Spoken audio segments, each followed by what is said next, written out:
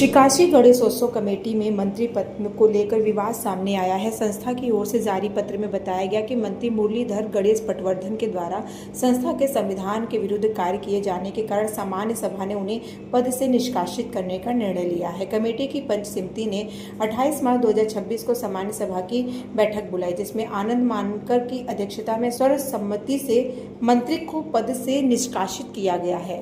मैं साधना वेदांत की श्री काशी गणेशोत्सव कमेटी की मैं सरपंच हूँ। हमारे मंत्री संवैधानिक कार्य कर रहे थे संस्था में, इसके तहत उनका निष्कासन किया गया है। इस संबंध में हम लोगों ने ये प्रेस वार्ता की। संविधान में इल्लीगल तरीके से वो चुनाव करना चाह रहे थे और जो हिसाब किताब भी नहीं दे रहे थे।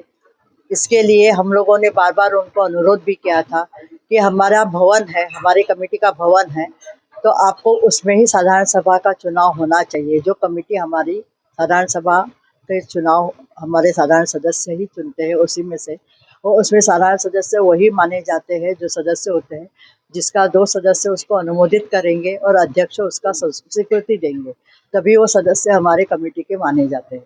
उनकी जो कमेटी उन्होंने इलीगली 29 तारीख को किया है, वो पूरी तरह से असंवैधानिक है कि कोई भी सदस्य हमारे साधारण सभा के मेंबर नहीं है हमारे संस्था के।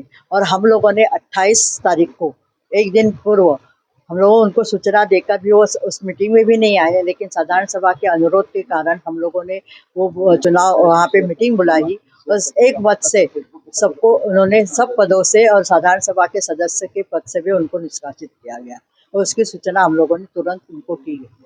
फिर भी उन्होंने दूसरे दिन कार्यकारिणी का चुनाव किया। वो संविधान से विरुद्ध है, असंवैधानिक।